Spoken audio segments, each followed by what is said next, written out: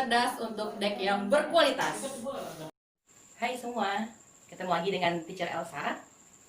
Nah, di video kali ini kita akan kembali belajar matematika dan kita akan membahas kaidah pencacahan. Apakah itu kaidah pencacahan? Nah, kaidah pencacahan adalah suatu cara atau aturan untuk menghitung semua kemungkinan yang dapat terjadi dalam suatu percobaan tertentu. Kita akan baca soalnya terlebih dahulu. Contoh pertama, Rina sedang memilih pakaian untuk pergi ke pesta temannya. Dia memiliki 3 gaun dan 4 sepatu. Berapakah variasi berpakaian yang dapat dikenakan Rina? Untuk menjawab contoh pertama ini, Rina akan memilih gaun dan sepatu untuk digunakannya secara bersamaan di acara pesta temannya. Sehingga Rina memiliki 3 pilihan gaun dan 4 pilihan sepatu.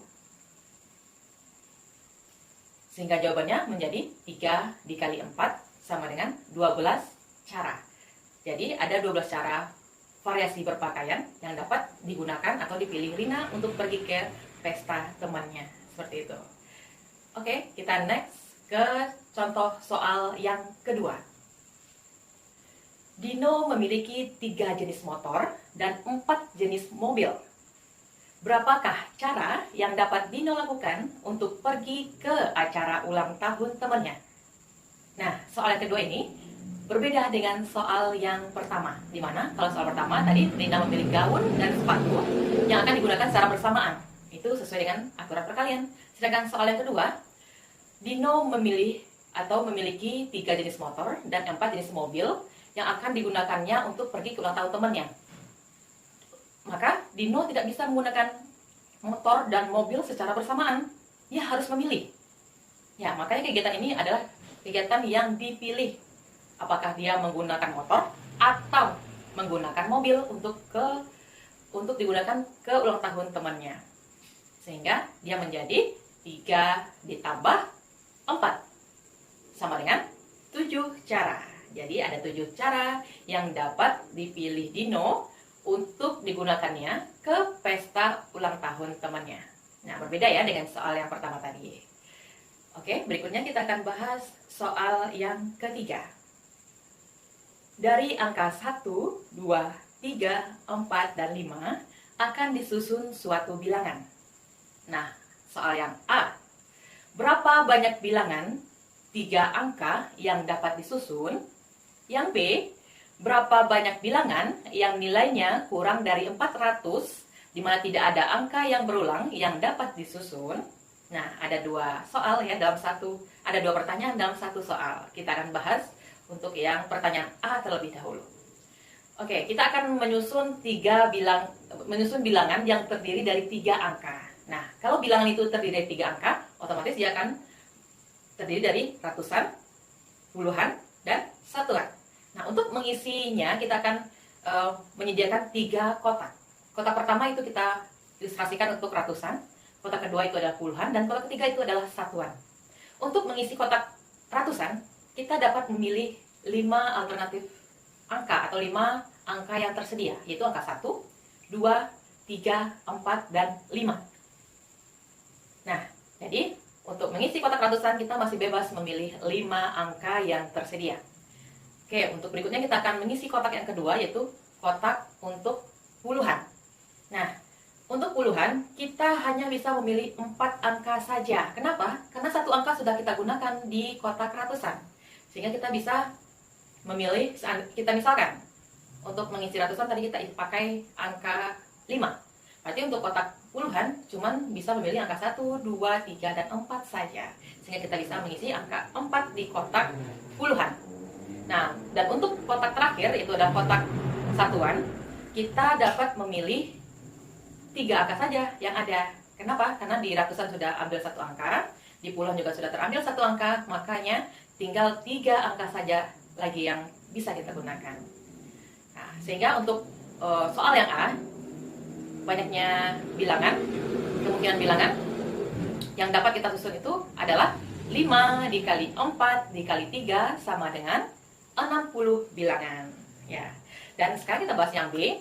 Soal yang B, ini ada tambahan soalnya, di mana kita akan membuat suatu bilangan yang kurang dari 400, di mana angkanya tidak boleh berulang.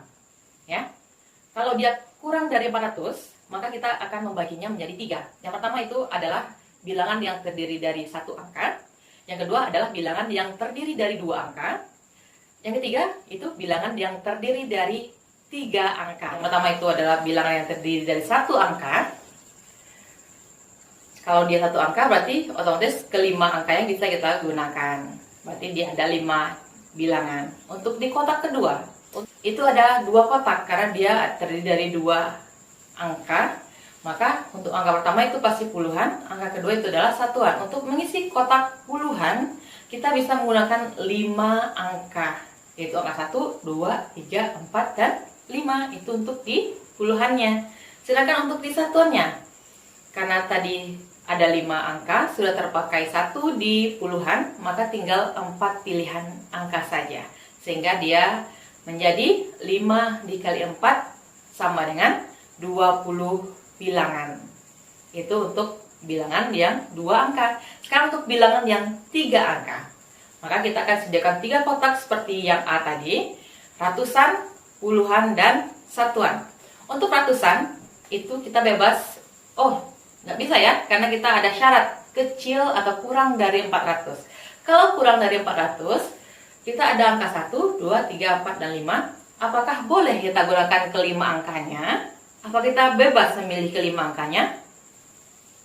No, tidak bisa ya. Kita tidak boleh menggunakan angka 4 dan angka 5. Kenapa? Kalau kita gunakan angka 4 dan angka 5, maka dia akan menjadi lebih besar dari 400. Sehingga kita hanya bisa menggunakan angka 1, 2, dan 3. Sehingga untuk di kotak ratusan, kita ada 3 pilihan angka. Dan untuk kotak puluhan, kita bebas memilih 5 angka. Tapi, karena sudah terpakai 1 angka di ratusan, maka kita bisa memilih 4 angka saja. Dan untuk di kotak satuannya, kita juga bebas memilih 5 angka. Tapi karena di ratusan sudah terpakai 1 angka, di puluhan juga sudah terpakai 1 angka, maka kita cuma punya 3 pilihan angka saja. Sehingga jawabannya menjadi 3 dikali 4 dikali 3 sama dengan 36 bilangan.